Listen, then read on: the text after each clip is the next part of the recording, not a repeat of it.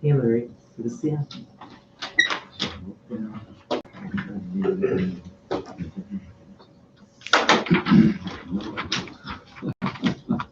What is that?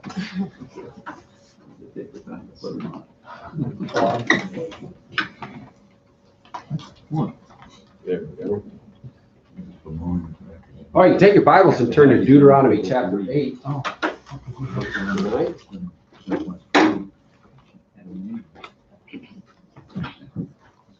We're continuing our study on trusting God even when life hurts.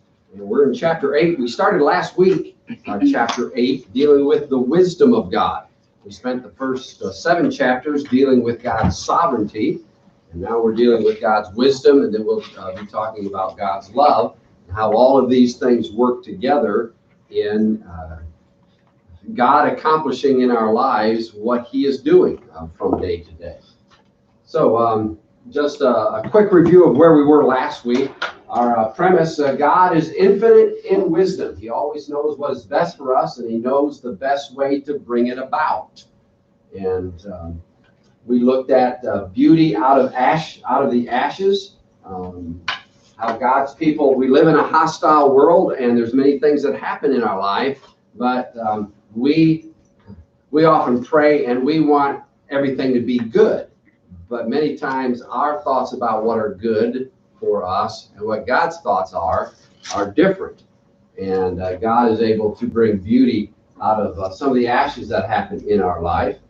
And part of that has to deal with holiness. I love this line here. God is not as much interested in our comfort as he is in our conformity to Christ. That's his ultimate will in our lives, is to conform us to Christ, not to make us necessarily comfortable in this life. We have heaven ahead of us, and it's described as a rest, and it's going to be a wonderful place. Here, God is working and molding us and shaping us and conforming us to Jesus Christ. We saw last time that God isn't in the business of having to explain himself to his creatures. He is God, he is in control, and probably what is true is we wouldn't understand it if he explained it anyway. And so we have to learn to trust God even when we don't understand, or even when life doesn't make sense. That's when our trust really has to kick in with him. And then we talk about God's way, excuse me, God's ways being incomprehensible to us. We can't ever really understand because God is infinite in his wisdom. He knows everything about everything. We have a hard time discerning the facts we mentioned on Sunday and interpreting the facts that are around us, interpreting them rightly. But God knows all things, and we learn to trust him. So today we start here with don't interpret, but learn. And I've got to learn to turn my notebook on while I'm talking. Now, because God's wisdom is infinite and his ways are past our understanding, we need to be very careful that we don't spend our time seeking to interpret the ways of God in his providence, especially when it applies to particular events that take place in our own lives. And we ought to be cautious about others that say that they can interpret the things of God, of what God is doing. Be wary of someone that says, well, God let this happen in your life so that this would take place, so that you would learn this. We don't, most of the time, know what God is doing and why he did what he did. So we do not know. That's the facts and of what God is doing through a particular set of circumstances or events. But that doesn't mean that we don't seek to learn from those events. God brings these in for us to learn some things about himself and about his revealed will that he's given us in Scripture. Notice Deuteronomy chapter 8. We're going to read a little longer passage than we normally read on Wednesday nights, but I want us to get the whole picture here in the book of Deuteronomy. Now, remember, the setting of Deuteronomy is This is at the end of the 40 years of wandering in the wilderness. Deuteronomy means second law. It was God giving this the law a second time to the new generation that grew up in the wilderness. The generation that came out of Egypt, they have all died in the wilderness except for 3 people so far, and that's Moses and Joshua and Caleb. And then Moses is going to die at the end of Deuteronomy. Joshua and Caleb, because they were faithful spies, are able to bring this second generation in. So Moses is spending these last days reiterating to them the laws that God has for them when they go into the promised land. So notice here, chapter 8, beginning in verse 1. We'll take a swig before I start reading. It says, every commandment which I command you today, you must be careful to observe, that you may live and multiply and go in and possess the land which the Lord swore to your fathers. And you shall remember that the Lord your God led you all the way these 40 years in the wilderness to humble you and to test you, to know what was in your heart, whether you would keep his commandments or not. So he humbled you, allowed you to hunger, and fed you with manna, which you did not know, nor your fathers know. That he, excuse me, he might make you know that man shall not live by bread alone, but man lives by every word that proceeds from the mouth of God. Your garments did not wear out on you, nor did your foot swell these 40 years. You should know in your heart that as a man chastens his son, so the Lord your God chastens you. Therefore, you shall keep the commandments of the Lord your God, to walk in his ways and to fear him.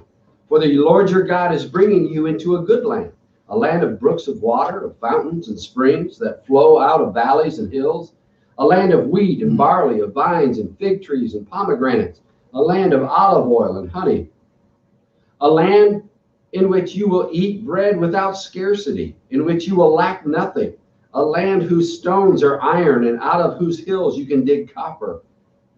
When you have eaten and are full, then you will bless the Lord your God for the good land which he has given you. Notice verse 11. Beware that you do not forget the Lord your God by not keeping his commandments, his judgments, and his statutes, which I command you today.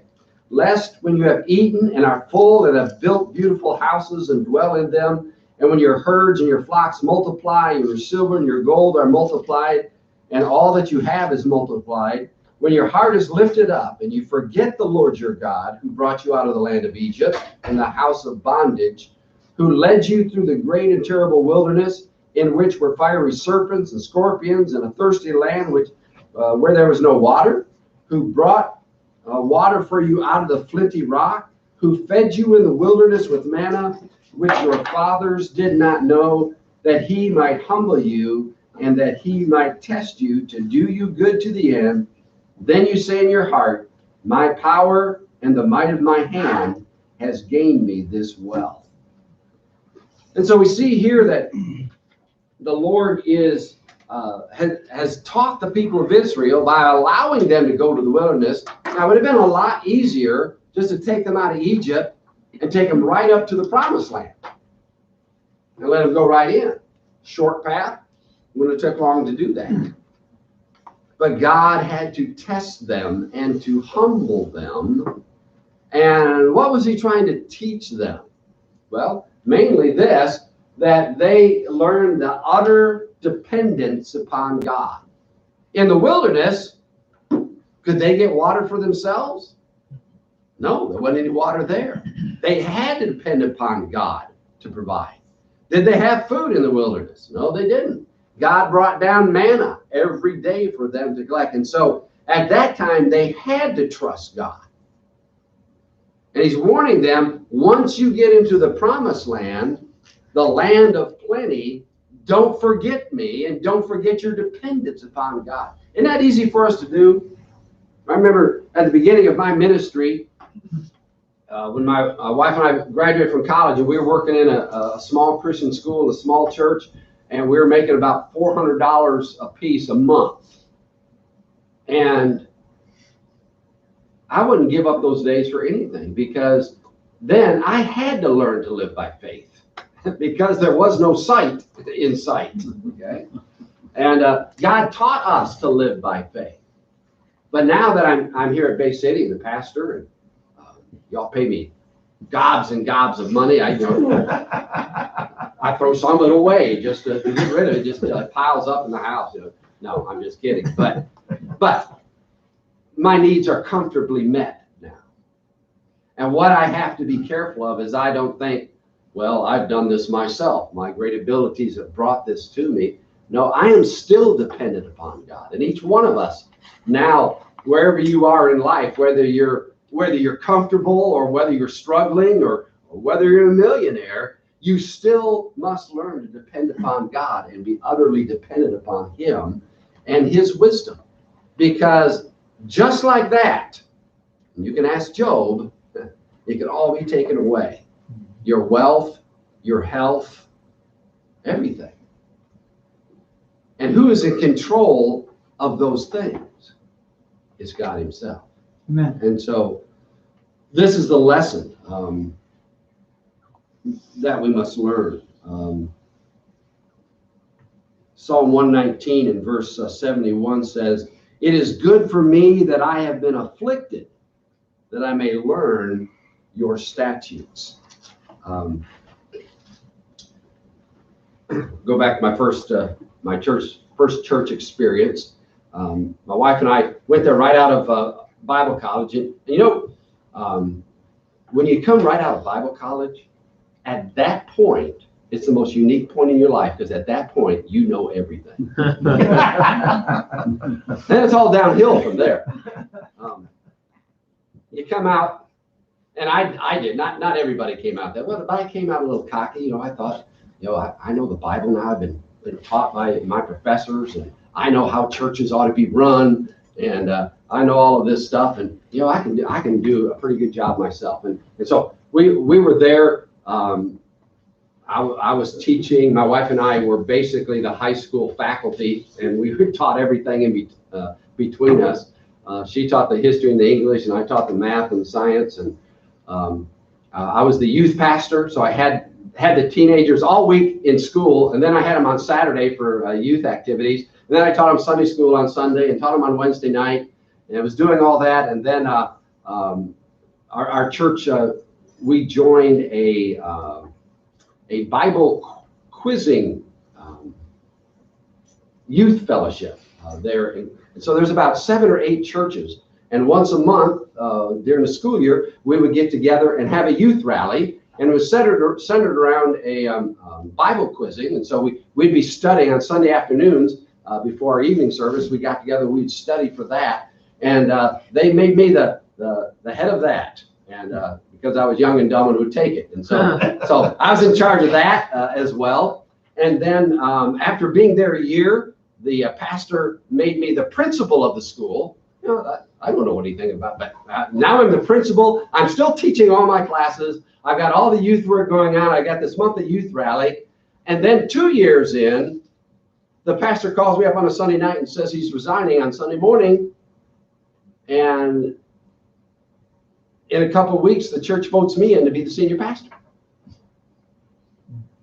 And so now I'm the senior pastor, and I'm still doing all of this other stuff. And my head's getting this big. Man, look at all that Paul Brown is doing. And I'm doing a great job at it. And I'm young, I can do all of this. And the Lord, as He did to Israel, had to humble me. And what makes me think about this is my wife's pain right now. I was a young buck. I'm 24 years old when all this takes place. And I'm getting out of my car. I'm in the peak of my health, 24 years old. And I pull a muscle in my back. I'm like an old man, pull a muscle in my back so severely, I have to lay on my back for a whole week. I'm just laying in bed. I can't get up. My wife's got to tend to me. And, when you're laying on your back, there's only one way to look. And the Lord got my attention because, I had the arrogant philosophy that, if you want it done right, you got to do it yourself. And so I was doing it all myself. I was even leading the music on Sunday morning and then preaching. The Lord said, remember Moses and delegation? Somewhere you missed that story along the line. And your job isn't to do it all as a leader. The main part of your job is to train others to enlist with you. And so now as a senior pastor, I don't do anything. I delegate everything. Great job. But the Lord had to get my attention and realize that ministry is about ministering with people, getting them alongside you and joining you.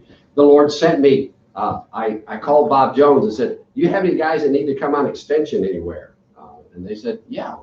They sent a couple guys down.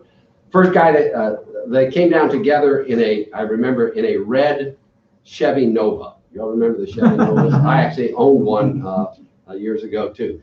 They came down Chevy Nova, and there's trouble because there's a red Chevy Nova, and on the back it had an Ohio State bumper sticker. I said, I just don't know if this is going to work at all. But it did. Wesley came down. He wanted to go into youth ministry, and so he joined me while he was finishing up school, and his good buddy Greg Stykes came down, and Greg became my music man and assistant. Now, they were just coming down on the weekends, but they would come down Saturday, and we'd do all kinds of things together, and they would help minister, and took a lot of the load. But it was great because now they are learning ministry.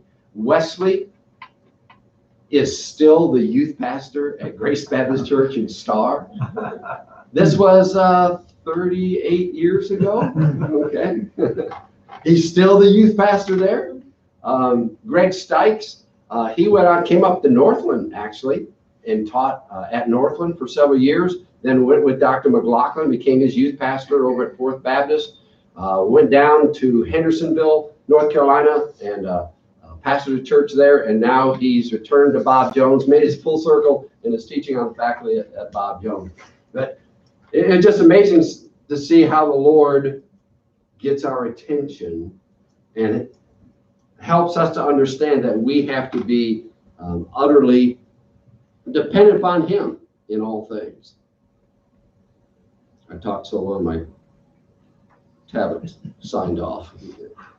All right, so let's look next at God's wisdom is greater than our adversary's wisdom. God's wisdom is not only higher than our wisdom, but understand it's higher than all of our enemies' wisdom as well. It's easy for us to understand it's higher than ours, but we got to keep in mind that His is higher than everybody's. David, when he had sinned against God in numbering the people, and God sent an angel and gave him a choice of three things. What was it that David chose as his punishment? He said, I'd rather fall into God's hands than in the hands of man. 2 Samuel 24 says, and David said to Gad, I am in great distress. Please let us fall into the hand of the Lord, for His mercies are great, but do not let me fall into the hand of men. See, other people, they have all kinds of schemes against us to bring our downfall or cause us pain or whatever it may be as our adversaries. But we have to remember that God is greater than them. His wisdom is greater. His power is greater than them. Notice this verse from Proverbs says, there is no wisdom or understanding or counsel against the Lord. And that means that can overpower His wisdom. He always knows what is best. Romans puts it this way. The Apostle Paul said, what then shall we say to these things? If God is for us, who can be against us? Well, anybody can be against us. The point is that it won't matter who is against us. Because whatever schemes man comes up with, understand that those are schemes that God is ultimately going to use to bring about His will. Isn't that an amazing thing? That even the schemes that man has against us, God can turn them for our good. The writer put it this way: even the most nefarious schemes of our adversaries can only accomplish what God has sovereignly ordained for us in his infinite wisdom that skillfully brings it to pass. So we've already looked at some examples in the Bible before, but Joseph's brothers, what was their scheme? They wanted to get rid of little brother in his arrogance and the dreams that he had. And they schemed, first of all, to kill him, but being good Jewish men, they decided, hey, we can make some money off this guy, so let's sell him into slavery. And they do. And what happens? In the end, he ends up saving the whole family. And he tells them, you meant it for evil, but God meant it for good. Think of Saul. Saul, after David had killed Goliath, whom Saul should have gone out and killed, Saul gets jealous of David because the ladies were singing, Saul has killed his thousands and David his 10,000. They were giving him more praise. King Saul didn't like that. He spends the rest of his life trying to kill David, scheming, throwing spears and javelins at him, hunting him down out in the wilderness. But what was God doing with David at that time? God was turning David into a man after his own heart, turning David into a mighty warrior, a man that knew how to fight, knew how to escape, knew how to plan battles. And God was just molding him into the man that he needed to be when he became king. And what is really fascinating is as you read the Psalms, you know, David was a songwriter, and a majority of the Psalms were written by David. And as you read many of them, they were written during this period of time when he's being chased and haunted by Saul. And to me, one of the greatest Psalms is Psalm 34. Turn with me there, if you would, Psalm 34. We'll just look at a few things here. But notice the title. In the Psalms, there's inspired titles to many of them. In Psalm 34, the title says, a Psalm of David, excuse me, when he pretended madness before Abimelech, who drove him away and he departed. Remember, Saul was chasing him and decided the best way to hide was to go to the Philistines and to act like he was a madman. And so he's foaming at the mouth and stuff. And so he is able to escape from Saul. And then Abimelech says, I don't want you around here. You're crazy. And sends him away. And he's able to escape from the Philistines as well, who you think would want to kill him because he had killed Goliath, their champion. And God just worked in all of those different schemes. But notice in the midst of that, I mean, he's been running, barely escaping from Saul. And in the midst of that, he writes Psalm 34. Notice verse 1. I will bless the Lord at all times. His praise shall continually be in my mouth. Do we have that kind of faith in God? That at the worst of times, I'm going to bless the Lord at all times. We say that. Notice down in verse 6. He said, this poor man cried out, and the Lord heard him and saved him out of all of his troubles. He realized that prayer is important and that God answers prayer and that it was God that delivered him, not his devices that he came up with. Notice verse 7. The angel of the Lord encamps all around those who fear him, and he delivers them. Down in verse 15 and 16, it says, the eyes of the Lord are on the righteous, and his ears are open to their cry. The face of the Lord is against those who do evil, to cut off the remembrance of them from the earth. Verse 19 says, many are the afflictions of the righteous, but the Lord delivers him out of them all. And David was experiencing that in his daily life. And he's able to bless God praise him at all times, Amen. and declare that God delivers him out of all his troubles. Didn't say that he didn't have afflictions. He had many afflictions. And God has never promised that we wouldn't have troubles and trials in this life. But he promises to go with us and to deliver us. Saul, everything that he was doing, he meant it for evil. But God took all of those circumstances in David's life and brought about good and molded him into the godly king that he was to be. We've talked before about Satan afflicting Job and taking away all of his wealth and taking away his health. But did Satan, was he victorious in the end? No. What did we see at the end of Job? That Job actually ended up with a deeper relationship with God than what he had in the beginning. And it was pretty good in the beginning. That's why Satan was attacking him to start with. And he ends up with an even greater relationship with God. In the New Testament, the Apostle Paul, he said that he had a thorn in the flesh. And what did he say that thorn in the flesh was? Or where it came from? Not what it was. We don't know exactly what it was. Many think it was eye disease, a problem with his eyes, because he did have that. But it doesn't tell us in 2 Corinthians there exactly what it was. But who did he say it was from? Satan. Yeah, the messenger of Satan to buffet me.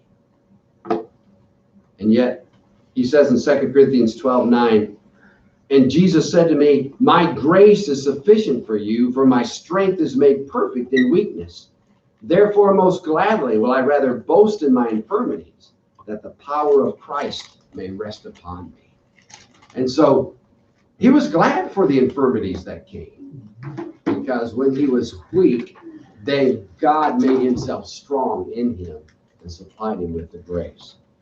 So, God's wisdom is greater than the wisdom of any of our adversaries, whether they are other people or the devil himself. And so, with that in mind, then that ought to give us great peace and joy in our heart and a lack of fear. That no matter what the enemies are doing, God is in control and we can trust him. And God is going to make us to succeed. God is just as much at work in those things, in the schemes of men against us, as he is in the adversities of sickness and death and financial reversal and the savages of nature, the things that we've talked about already in here. God is as much in control of what our enemies are doing as much as he is in these things of nature. So let's then look at God's wisdom in world affairs. Because we tend to think of God working personally in our own lives, and he does, and we should be thinking about that. But we also can say that God's infinite wisdom is directing through his sovereign power the governments of the world. He's in control of all of those things. The things that happen in Washington, D.C. and over in Beijing and every capital of the world, God is the one that's in control of those things. Now, as we look around in the world, it seems that much of the world seems to be out of God's control. And a lot of what happens doesn't make sense to us. You know why? We're not God. We're not as wise as God. And so we don't understand everything. To me, it ought to blow our minds how that our God, in his infinite wisdom, is able to control all at the same time, all 8 billion lives that are in the world right now. Every single one of them, he's in control of. And the governments that are leading it. Yeah, Brad? I think even more mind-blowing than that is to look at the world the way it is and understand how incredibly patient God is.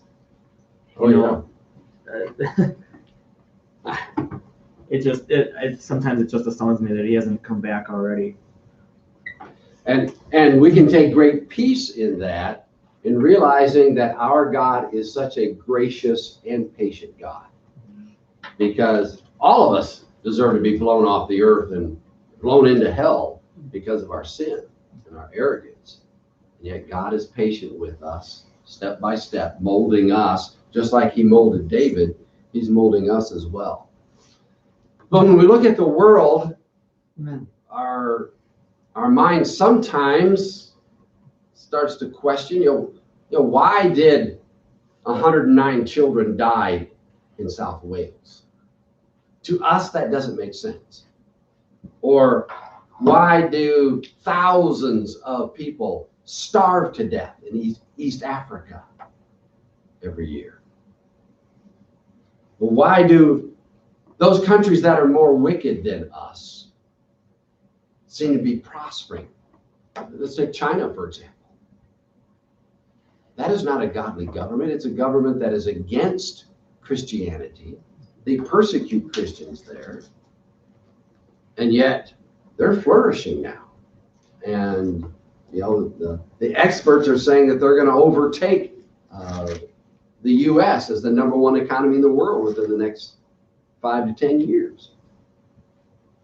Why is God allowing that to happen? Why do the rich get richer and the poor get poorer? Well, it's because, never mind. But now we take it for granted. Yes, we live in a sin-cursed world, and that is a big reason why sin is flourishing and righteousness is not. But we also have to accept that God is sovereign. That we must conclude that God is in control of all of these sad circumstances and is guiding them with his infinite wisdom to their appointed purpose. They all have a purpose. We don't understand it. We may never understand it. But God has a purpose in all of these sad circumstances as well as the good circumstances of life. They are not just an assortment of uncontrolled and unrelated events. Everything in history, everything in current events, and everything in the immediate future are all part of God's sovereign will and plan for us. So, they are a part of God's perfect pattern and plan, and one day they'll be shown that they are both for God's glory and for the good of God's people, the church.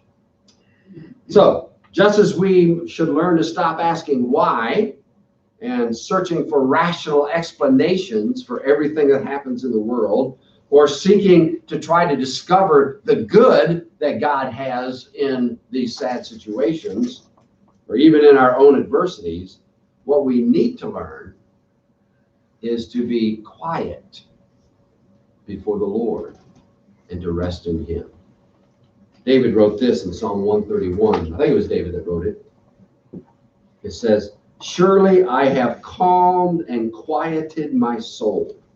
Like a weaned child with his mother, like a weaned child is my soul within me." The picture there of a child, a weaned child, is one that has just gotten old enough to kind of eat on their own. They're no longer there with the mother's milk. But all of that time, all they've known is that closeness and love and protection of mom. And when a child is nursing, there's nothing more calm and quiet. A baby is going to be screaming at the top of their lungs, but then when mama takes care of them, there's that peace and quiet. And that's what David, some well, maybe not always, but when it's going well, hopefully, there's that peace and quiet that takes place. And that's the picture David has of his soul as he trusts in God. When I trust in God, it's that he's got me cuddled up and he's meeting my every need. And that baby has no clue of what's going on in the world. They could care less about Beijing or the Middle East or what the stock market is doing. They have calmness and they have peace. And we can have that same as we are cuddled in the arms of God. The Puritan writer John Flavel said this: believe firmly that the management of all the affairs of this world, whether public or personal, is in the hands of your all-wise God. Resign up yourselves to the wisdom of God, and lean not to your own understandings. When Melanchthon was oppressed with cares and doubts about the distracting affairs of the church in his time, Luther thus chides him out of his despondency. He said to him, "Do not thou presume to be the governor of the world, but leave the reins of government in, in God's hands that made it, and who best knows how to rule." Now, this doesn't mean that we are indifferent or callous about the tragedies that are taking place in the world. We as God's people, we ought to pray for those that are going through tragedies. And if we have the ability and the means, we ought to help them out by sending funds, sending relief, and so forth. That should be a part of our Christian life. But we can be compassionate without questioning God and what he did and why he did it. We rest that he knows what he's doing. So it is not only an irreverent act to question God's wisdom, but it's also spiritually debilitating to us when we start to question him and what he's doing. Because not only are we besmirching God's glory, but we are no longer experiencing the peace and joy that God intends us to enjoy by resting in him, simply trusting him without requiring an explanation. Someone said that an unreserved trust of God, when we don't understand what is happening or why, is the only road to peace and comfort and joy. So God wants us to honor him by trusting him. And the benefit of that is that we then experience the peace and joy that only God can give us by our trust in him. May I ask you, have you ever had an experience in your own personal life where you were under a great amount of pressure to accomplish something, and then someone else came along and they took that load off of you? Anybody have that experience? You might want to share an example of something. Man, you just didn't know how you're going to get this done, or you didn't think that you could handle it, and then somebody else came in. I'll take that. Anybody have one they think of? Yeah, Larry? Well, my first wife passed away, and I was thinking about going to move back to where I was before, and the missionaries, Frank, they came down with their vans, and they just emptied my house out. So it was like, there was a big... Yeah, the big pressure of, how do I move all this stuff by myself? And then somebody sweeps in and takes care of that for you. And all of us have had experiences like this in our lives. And do you remember the peace that came over you? Man, I don't have to worry about that. Well, that's what this is talking about. Folks, we don't have to figure out God. We don't have to figure out what God is doing in the tragedies around the world. God says, I'll take that. I'll do the worrying about that. You just trust me and enjoy my peace and my comfort that I give you. When I was lying on my back, when God got my attention, the Lord was telling me, well, you don't have to worry about all of these things that you're doing. Just trust me, and I'll provide relief. Dr. Dagg said this. I don't think I have this on the board. It says, it should fill us with joy. Think about that. Isn't that what we want? Be filled with joy? It should fill us with joy that infinite wisdom guides the affairs of the world. Many of its events are shrouded in darkness and mystery, and inextricable confusion sometimes seems to reign. Often wickedness prevails, and God seems to have forgotten the creatures that he has made. Our own path through life is dark and devious, and beset with difficulties and dangers. How full of consolation is the doctrine that infinite wisdom directs every event, brings order out of confusion, and light out of darkness. And to those who love God, causes all things, whatever be their present aspect and apparent tendency, to work together for good. And so there's a great joy that's available to us in that. Lastly here, this statement that we started with, our opening premise, God is infinite in his wisdom. He always knows what is best for us. And he knows the best way to bring it out, to bring it to pass. It may be tragedy. It may be blessing. It may be adversity from someone in our life. But God knows in his wisdom what is best to bring about the details of our life. Excuse me. All right. Your thoughts? John? Psalm 37, rest in the Lord and wait patiently for him. Do not fret because of him who prospers in his way, because of the man who brings his wicked schemes to pass. Do not fret, it only causes harm. And listening to John MacArthur the other day, and he all of a sudden, it's amazing. Just remember, folks, we don't win down here. And I thought, yeah, that's true, we don't. And I think too, it just and somebody else put something on Facebook about George Mueller, but the thousands of kids that he fed, and he didn't have a cent to his name. Never advertised, never had no FundMe pages or anything like that. But he got everything he needed to feed those kids, and it's thousands of children. And we was talking about praying like that, and I said, gee, what would happen if we prayed like that today? You know? Same God. Yeah. We can get the same answer. Yeah. I see what's, written on the screen there, and it reminds me of like a month ago now already, when you were talking about God being sovereign and knowing everything and working through us to bring that about. And there's so many different instances now, whether it's a message you're preaching or something we're talking about in Sunday school, where I think on those messages that you preached just recently, and I see this, and it brings that back to the forefront of my mind. It's great.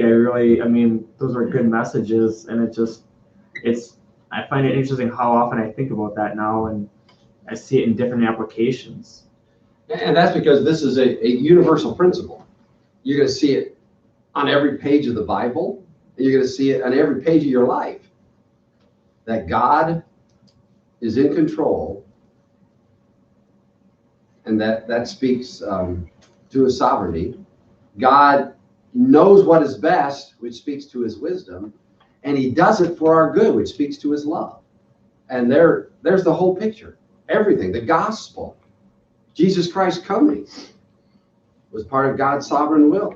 And he knew the best way to do it through the Roman government and the Jews working together to crucify Christ. Does that make logical sense? For God to have his own son killed? We would never thought of a plan like that. But that was God's perfect plan, so that we could be redeemed, which shows his love. He was willing to sacrifice his own son. And so, yeah, every picture and everything that we see in the Bible is wrapped up in these ideas here that we've been talking about. And because God's ultimate purpose, to bring about his glory and to do his people good. He has done that. All right, good thoughts. Anything else? Yes, Larry. I talked about the other day, the thing in Deuteronomy chapter 8 about after you've eaten and you're full, don't forget your God. And there's different ways that you can remember him, but I have this friend who is from Holland, Dutchman, and he said, we always pray, everybody usually prays before the meal. Lord bless his food, and they go on. But he says we always pray after the meal so that you just stop and you say, you have to remember him even after you're full or you've eaten. Right, yeah. That's a good thing to do. Well, thank you. That was really tasty macaroni and cheese, whatever it was. Yeah, you appreciate it more after you've eaten it than before. It looks good, but you know what it tastes like. Now you know what it tastes like. Thank the Lord again. Yeah, you can't pray enough. Okay, so I think sometimes pray before, after, and during. when things are going pretty good, we have a tendency not to remember the Lord. Mm. Okay, and then something happens. Why did you allow this to happen, God? Because you weren't listening. You forgot. You know? Yeah, and that was exactly the point of that passage in Deuteronomy. You've had to trust me every single day for your food and water. Now, when I put you into the promised land and you got everything, don't forget me. And what did they do? They forgot him, turned away from him. Like the first time they went up to the promised land, and he said, go in and occupy. And they didn't. And they wanted to go and fight. And that was a disaster. Right. He says, just go in there and start occupying the land. That's all you have to do. But we'll fight for it. Then they sent the spies in, and that's why Caleb and Joshua were the only ones who went to the promised land. Right. They gave the honest report. Honest report. All right. Any other thoughts? It reminds me of, in Revelation, talks about the lukewarm church and why are they lukewarm. It says, so then because you are lukewarm and neither cold nor hot, I will vomit you out of my mouth. Because you say, I am rich, have become wealthy, and have need of nothing, and do not realize that you are wretched, miserable, poor, blind, and naked. So because they were rich and they had all their needs met and they were comfortable, they became lukewarm, and God was about ready to spit them out of his mouth. Yeah. It's the same thing. It is. We have to always remember that we are utterly and totally dependent upon God. I forget. One guy said anything above 0 is from God. All right, anything else? All right, if not, then we'll dismiss, and we'll see you next week. 2 weeks from now, I'm going to be on vacation. I'm taking my mom back down to Arkansas, and so Brother Larry, I think, is going to fill in for us, and so you don't want to miss that. So I'm going to make sure you hear that's during a spring break of the school. And be together for that. All right, thanks for being here tonight. Thank you, Pastor.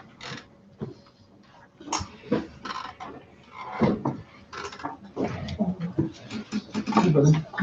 How's it going? Good. Good. How's it going? Yeah, but it's not gonna get any bigger. Us four no more? That's right, that's right.